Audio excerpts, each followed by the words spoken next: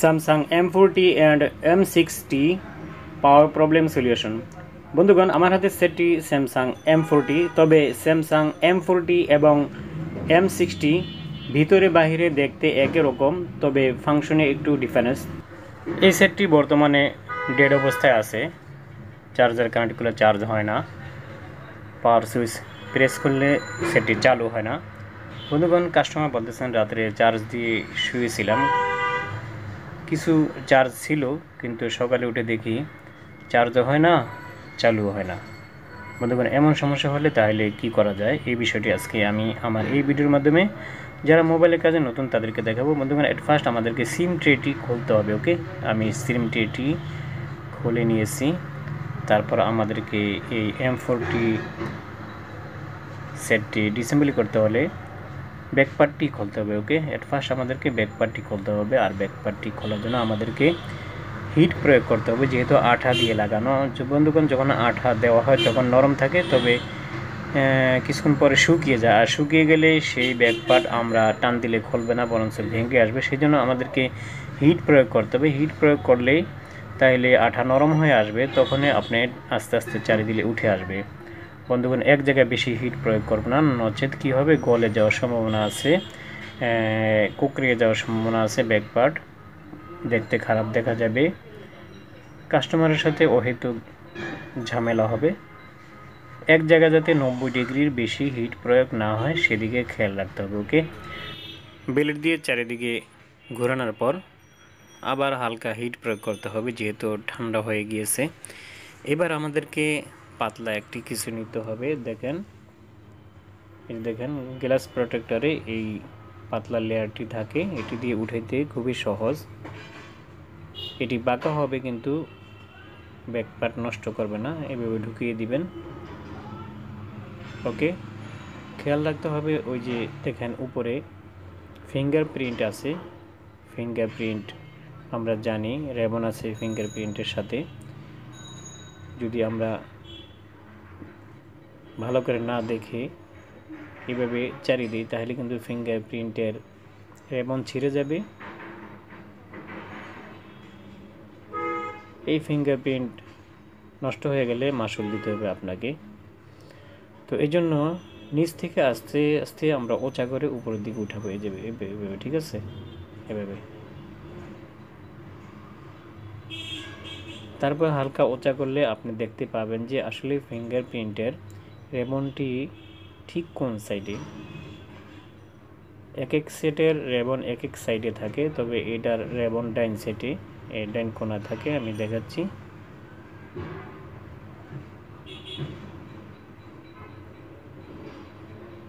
ডাইন পাশে। তো সুই বা টুইজার দিয়ে রেবনটি ডিসকানেক্ট করতে হবে ফিঙ্গারপ্রিন্টের। আমি ডিসকানেক্ট করে ব্যাক পার্টটি সম্পূর্ণ আলাদা করে দিলাম। বন্ধুগণ, কীভাবে ব্যাক পার্ট ডিসেম্বলি করতে সেটি দেখিয়ে দিলাম আপনাদেরকে। মোবাইলের কাজে যারা নতুন একেবারে তাদের জন্য এই কাজটি দেখা প্রয়োজন, যারা পুরাতন তাদের জন্য কোনো প্রয়োজন নাই। তো বন্ধুগণ, আপনারা দেখছেন দুনিয়াদারি চ্যানেল, পুরো ভিডিও জুড়ে আছি আমি অলি ভাই। তো বন্ধুগণ, ভিডিওটি আশা করি শেষ পর্যন্ত দেখবেন। সেটটিকে কীভাবে চালু করা যায় সেই বিষয়টি আমরা আজকে দেখব। তো এট ফার্স্ট আমাদেরকে স্ক্রুগুলি খুলতে হবে। আমি স্ক্রুগুলি খুলে নিচ্ছি।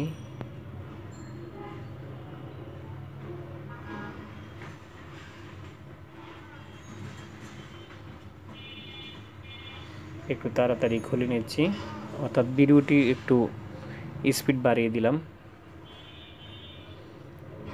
স্ক্রুগুলো এক জায়গায় রাখতে হবে যাতে হারিয়ে না যায়, সেজন্য একটি চুম্বক রাখতে হবে। স্ক্রুগুলো যদি এলোমেলো হয়ে যায়, অনেক সময় দেখা যায় যে এক সাইডের স্ক্রু আরেক সাইডে লাগাইলে খারাপ দেখা যায়, ঠিকমতো লাগে না। কোনো কোনো ক্ষেত্রে বড় স্ক্রু যদি আমরা ইউজ করি তাহলে দেখা যায় ডিসপ্লেতে এফেক্ট হয়ে যায়, ভেঙে যায়, ফেটে যায়। এই জন্য যেখানে যেই মানের স্ক্রু থাকে ঠিক ওই মানের ওই পজিশনে ওই স্ক্রু আমরা লাগাইতে চেষ্টা করব।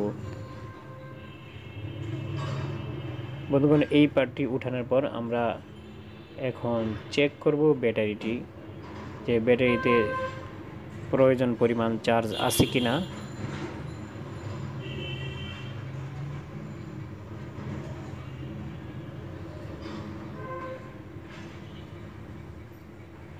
বন্ধুগণ এই ক্ষেত্রে আমাদেরকে একটি মিটার নিতে হবে। আমি একটি ডিজিটাল মিটার নিলাম।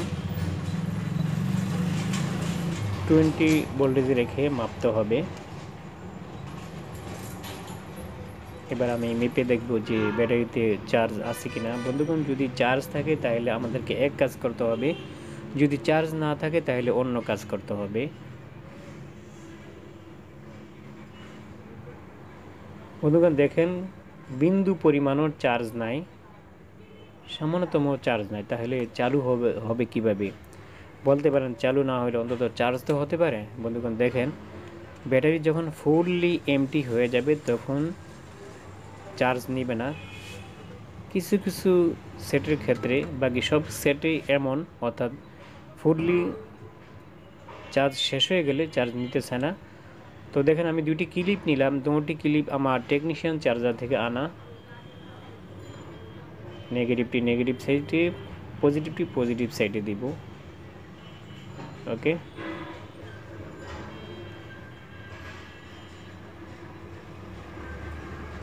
বন্ধুগণ যখন positive to positive negative to negative হবে তখন আপনার টেকনিশিয়ান চার্জারের যে ইন্ডিকেটর লাইট আছে সেটি আলো কমে যাবে। যদি দেখেন যে ফুললি অফ হয়ে যায় তাহলে মনে করেন যে আপনি উল্টা কানেকশন দিতে যাচ্ছেন, তখন ঘুরিয়ে দিতে হবে সাথে সাথে। যদি কানেকশন দিয়ে দেন তাহলে সমস্যা হয়ে যাবে। বন্ধুগণ এইভাবে 20-25 মিনিট রেখে দিবেন। আমি এখন রেখে যাচ্ছি। বন্ধুগণ প্রায় 1 ঘন্টা পরে আমি আবার ফেরত এসেছি, ভিডিওটি কেটে দিয়েছি। প্রায় 1 ঘন্টা পরে ফেরত এসেছি। এখন ব্যাটারি কানেক্ট করে দেখব, পাওয়ার সুইচ প্রেস করে সেটি চালু হয় কিনা। বন্ধুগণ বাম পাশে যে দুটি পিন আছে, এটি একটি হলো পাওয়ার বাটনের পজিটিভ আর একটি নেগেটিভ। তো যাই হোক দেখেন সেটটি চালু হয়ে গেছে। বন্ধুগণ একটি সেট যদি চালু না হয় ধরে আমরা কঠিন কোনো কাজ করব না, ঠিক আছে। প্রথমে চেক করে দেখবে ব্যাটারিতে চার্জ আছে কিনা। যদি চার্জ না থাকে চার্জ দেওয়ার ব্যবস্থা করব, তারপরে কানেক্ট করে দেখব চালু হয় কিনা। যদি চালু না হয় তাহলে আমরা পাওয়ার বাটন দেখব যে ভলিউম আছে কিনা, ঠিকমতো ভোল্টেজ পাওয়ার বাটনে পৌঁছে কিনা। যদি দেখা যায় পাওয়ার বাটনে ভলিউম ভোল্টেজ নাই তাহলে আমরা লাইন টেনে দিব। এরপরে যদি সমস্যার সমাধান না হয় তাহলে পাওয়ার আইসি দেখব, সিপিইউ দেখব,